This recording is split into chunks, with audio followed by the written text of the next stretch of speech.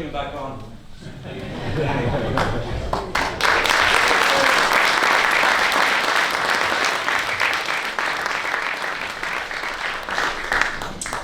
It's great to be back.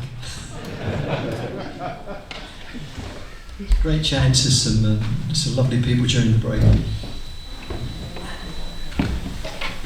And the name of my dear friend, the late great Bert Jansch, came up in conversation. And Bert was a big influence on me and thousands of guitar players.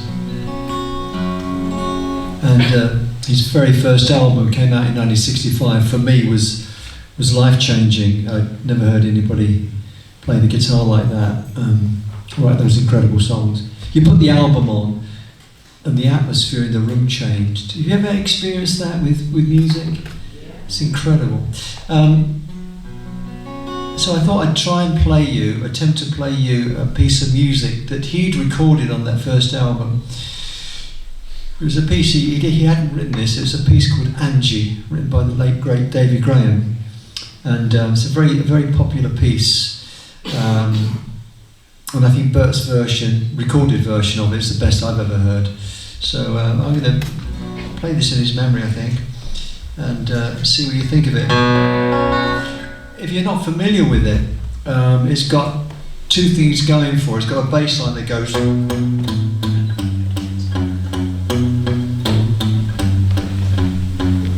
which is quite simple, but then you have to play this riff over the top.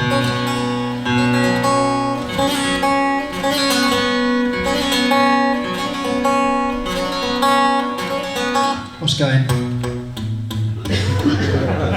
It was kind of one of those pieces that was kind of a rite of passage as a young guitar player. If you could play Angie, you really thought you were God. You really thought you'd cracked it. And I haven't played this for absolutely ages, so it's going to be interesting tonight. Paul Simon did a great version of this as well on the very first Simon and Garfunkel album. Great guitar player, Paul Simon. Very short person. Many years ago, I got a residency at a very prestigious London club called Les Cousins in Greek Street.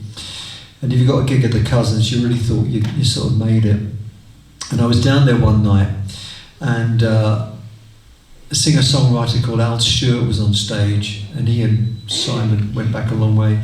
Anyway, as I looked up, it was a cellar club, and as I looked up, Paul Simon was walking down the stairs. Really cool. And he stood next to me. And I was looking down at him. I felt quite superior to find somebody who was shorter than me. Anyway, see what you think of this.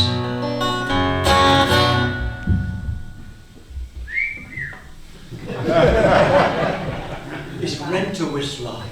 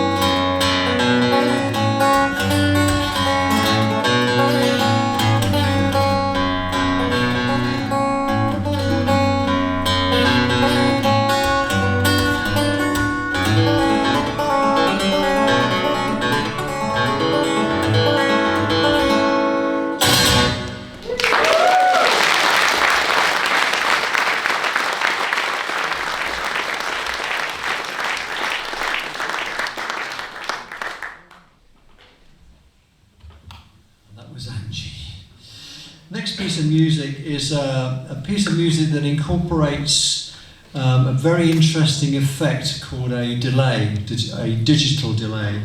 And what this allows you to do is it gives you a much broader sound canvas, because if you play something, then it repeats it, then you can do harmonies against it. This is the theory, until you make a mistake. And then that repeats several times. Normally if I make a mistake, I repeat it anyway, and people think it's jazz. But you can't do that with this.